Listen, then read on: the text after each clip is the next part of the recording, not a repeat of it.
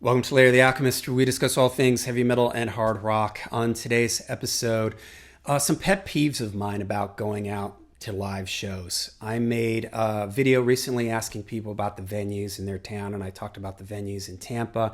I made a video not too long ago about how I'm getting tired of going to really big outdoor shows and big arena shows. This really isn't about arena shows. This is more about those mid-size, smaller clubs. I'm talking, 400 to 600 people clubs. And I love going to live shows, go to live shows all the time. But like anything else in life, there's always things you enjoy about experiences. There's always things you don't enjoy. And so these are some of my pet peeves, things that sort of annoy me when I'm going to live shows. All right, the first thing is something that could apply to the arena shows. It does apply to the arena shows too, but I think it especially stings when it's on a smaller level, a mid-size local club, is the extra ticket fees that get added on, the service charges. You pay $20, you're like, oh, $20 for the ticket. That's not too bad.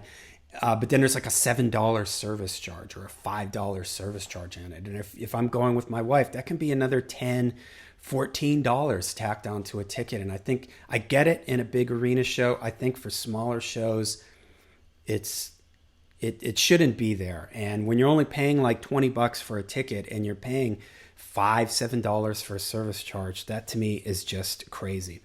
Okay, next pet peeve. I love music. I love going out to hear bands. I love discovering new bands in a live setting, but I don't like when there's too many bands on the bill. And this folds into a few different things. You especially see this when it's local shows. They'll stack 8 bands on a local show. And I know why they do that, why the promoters and the clubs do that. If every band brings 20 people, you've got 150 to 200 people in the club. But it's too much. It's too long. It's too many bands. It's usually, when that's the case, it starts too early or it goes too late. When it's a touring band, often you'll see them put all these local openers. And again, the logic is they bring some people or they sell some tickets, help sell tickets. But again, it's too long. It's too much. I also don't like the fact that this is a pet peeve of mine. When I want to go to a show, maybe there's a band somewhere in the middle that I do want to see, but you don't know when they're going on. You don't know when the show starts. They say doors open at 7. Well, when do the bands start? Some promoters do this where they give you a set, they give you set times. And there's a lot of times where I've thought, oh, I can't go to that show. It's a weeknight. The band, it's going to probably go too late or I can't get there in time. And then the show promoter posts the set times and I go, oh, hey, I can make it. I can go to this. And then I land up going. So if any promoters are out there listening, I know what they're thinking. They're thinking is we want you to just get there early so you'll hang around, you'll buy drinks and et cetera, et cetera. But for a lot of people, it's too long of a night. Again, too many bands. And a lot of times you don't know when you can get there. Maybe I can get there early, but I gotta leave early or whatever. It just really, really helps when you know who's going on when, so you can gauge your schedule and when you can get there or not. This is another pet peeve, when weekday shows go too late. I know a lot of clubs don't do this now, at least around here. They wrap up shows now like around 11, which is perfect. But every now and then you get a thing where it's like, man, the headliner hasn't even come on and it's a Tuesday night and it's 11:15 already. And the headliner is like just walking up on stage and you're like, oh man, I can't be here till 12:30, 12:45 or whatever. It's a weeknight. So early shows, I know I'm an old person, hey, but it makes it much, much easier. Here's along another I'm an old person thing. When it's too loud. Yeah, I know if it's too loud, you're too old. This is heavy metal. It's supposed to be loud. I'm not talking about having it be like whisper, like you're in a library or something.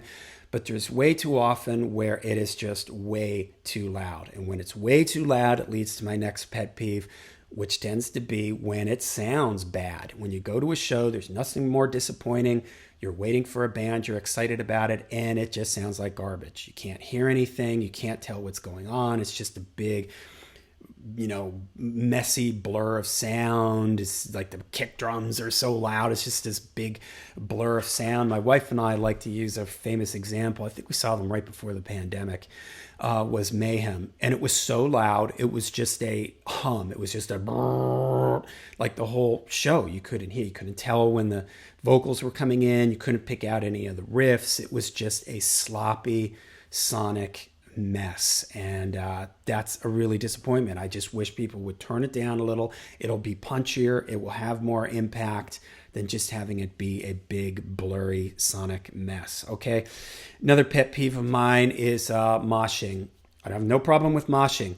My problem is when it's in a mid-size or small place and you got 10 people that start moshing and they're pushing and shoving and they take up this big, huge area, and you're standing there. You can't get away from them maybe because it's a small place, and you're trying to watch the show, but you're also trying to not get knocked over, not have my wife get knocked over. The lady standing next to me, I don't want her to get knocked over.